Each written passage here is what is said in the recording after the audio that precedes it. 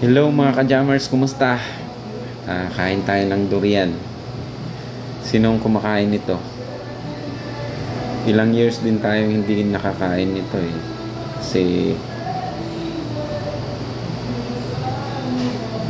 di pa naman masyadong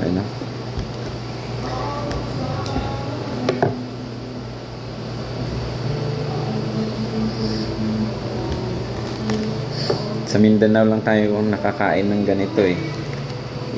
Dito sa Cebu hindi tayo nakakain kasi sobrang mahal.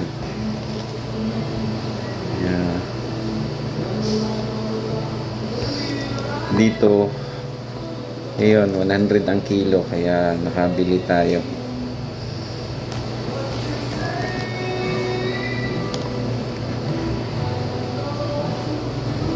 Hirap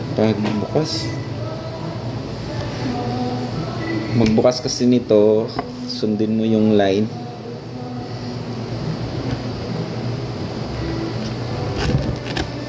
Ayan.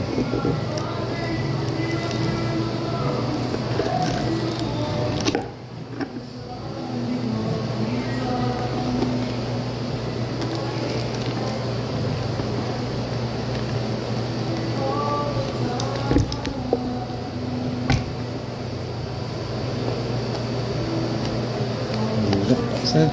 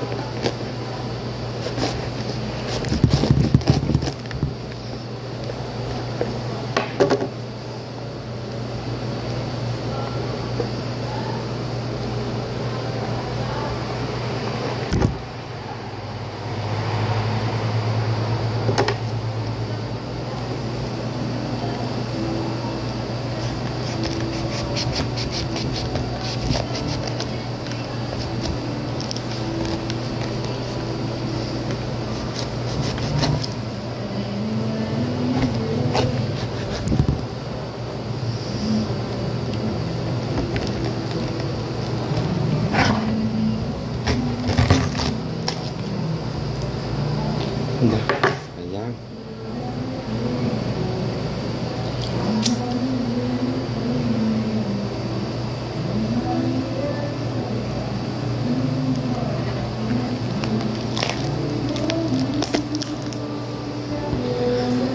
Ay, sa wakas, pahirapan ang pagbukas. Ayan, sobrang yummy oh. Tingnan natin. Sarap.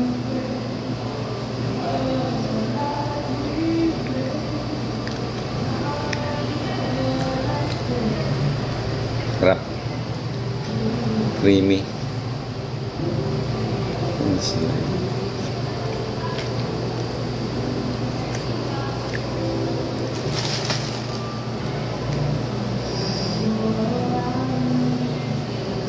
Ito na ang magiging lunch natin ngayon mga ka-jammers, no?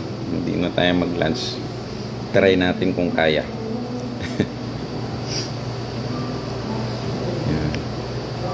So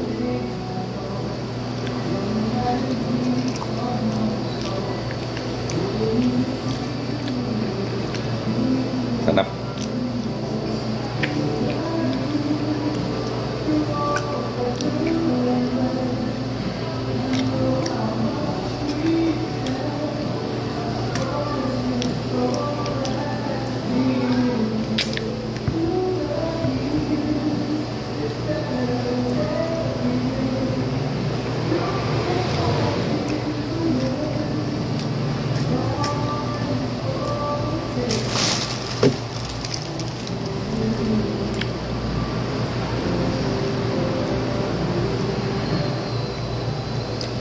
Sarap.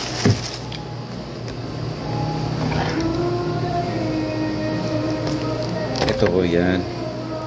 Mabilis na lang pag nabuksan mo na. Mabilis na lang siya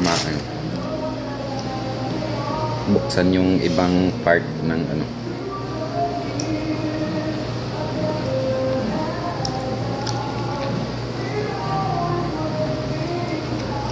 Sarap. Huh?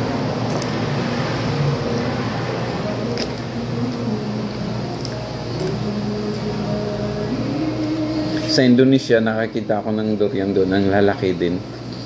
Hindi kami nakatry ng kung ano. Kasi yung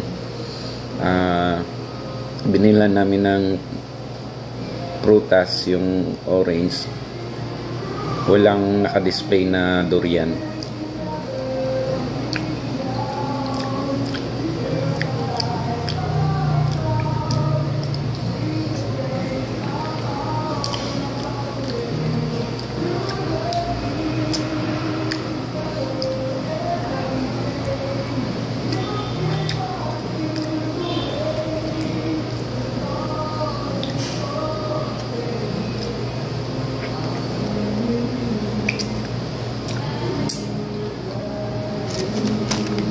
Masarap din na natikman ko doon sa Bali yung ano, snake fruit nila, yung parang balat ng ahas yung ano niya, kaya snake fruit ang tawag nila. Masarap siya, hindi masyadong matamis, tapos crunchy. Yan, so dami, no? Mabubusog na tayo nito. Tapos masustansya to eh. Kaya pwede na tayong hindi kumain. Wala tayong rice.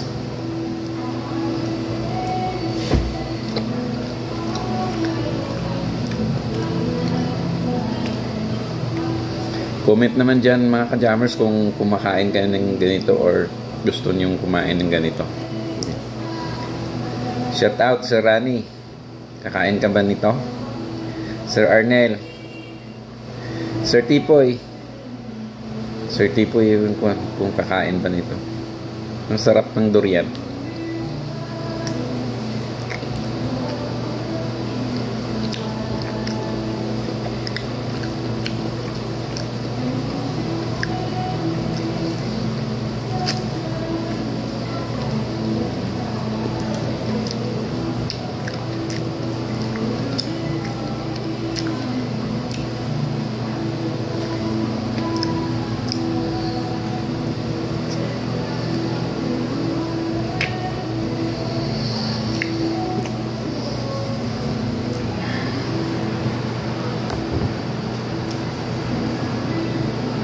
Yung hindi sanay kumakain ng durian, sa baho pa lang nila ano na eh, nasusuka na. Pero kami, sarap na sarap kami pag naamoy namin yung ano ng durian.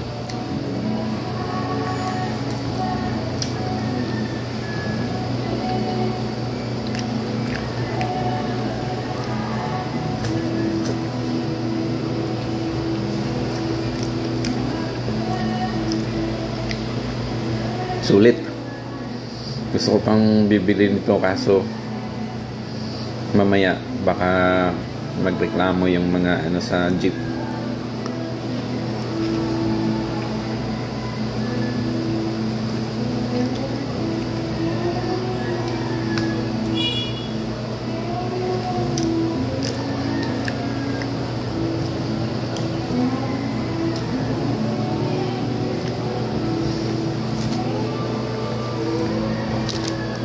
Busog na ako. Pero ubusin natin. Kaya sa mga ano, isang tips ko rin, kasi ito yung tinuturo ng papa ko. Pag bibili kayo ng durian, dapat hanapin nyo yung ito, yung parang nakabuka yung mga ano niya. Kasi ito yung part na may laman, no? Kapag yung makitid yung maano yung ano niya, kapag ganito yung sit up ng ano niya, tinik, ganito, walang laman yan, di ba? Ganito yan. So yan, pag ganyan walang laman, so hanapin nyo talaga yung malayo sa isa't isa yung tinik niya, kasi yun ang may laman.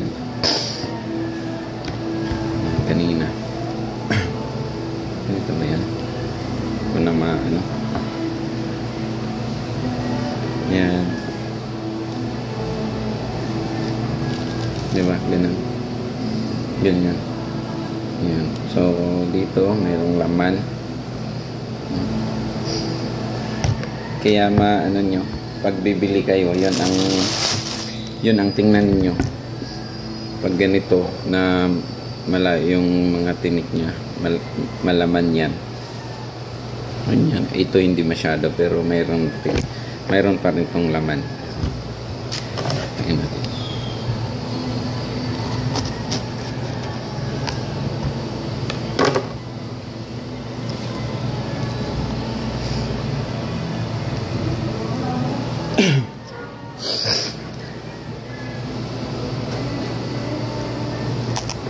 Ayan. Sulit.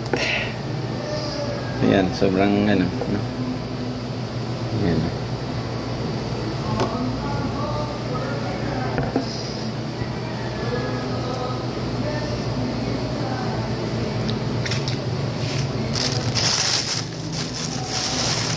Ang variety pala ng durian na to, puyat yung tawag nila.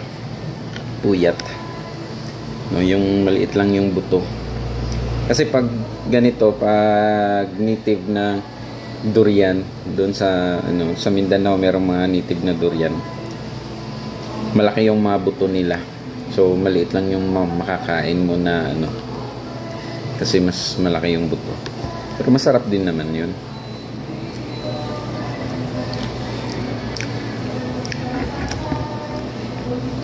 At sarap talaga.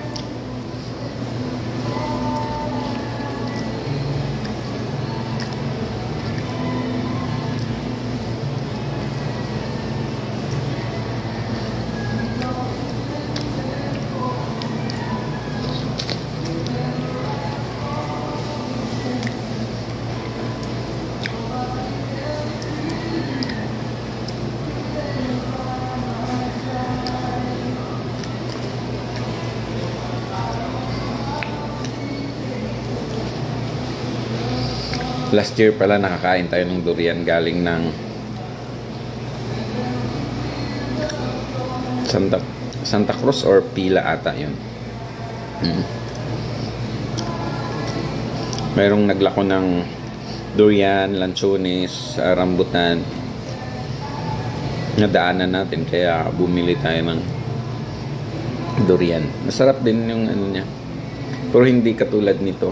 Iba yung variety na binibenta niya, parang hindi masyadong hybrid.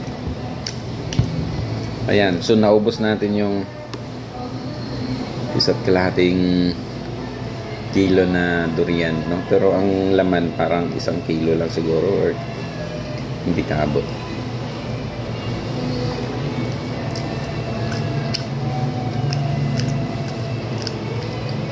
Busog na tayo mga Jarmes, no? Pure na pure.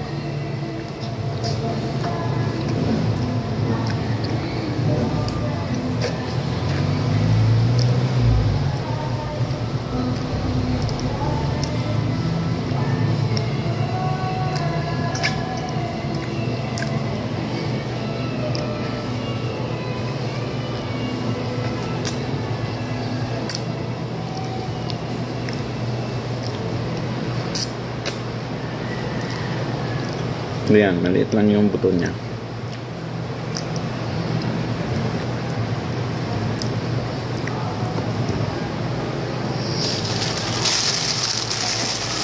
Ayan. Tapos na natin. Tingnan natin na. Ganito.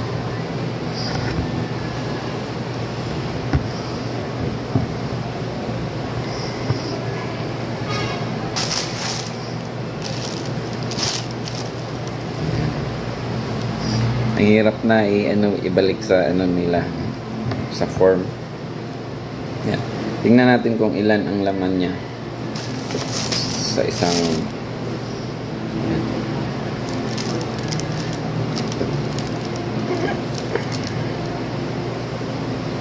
So 1, 2, 3, 4, 5. 5 yung ano niyan.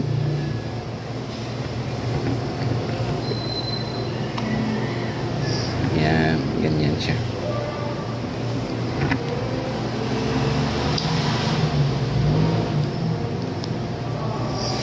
Yan. Yan sa kanila.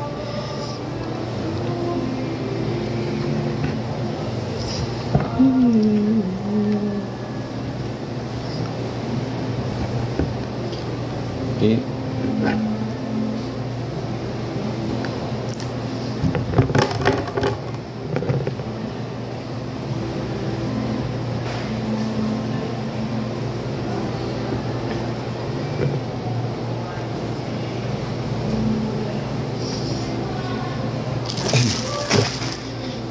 So ayan, busog na tayo. Isang durian ang inubos natin ngayong tanghali na to. So, salamat mga ka-jammers, comment down anong experience nyo sa durian.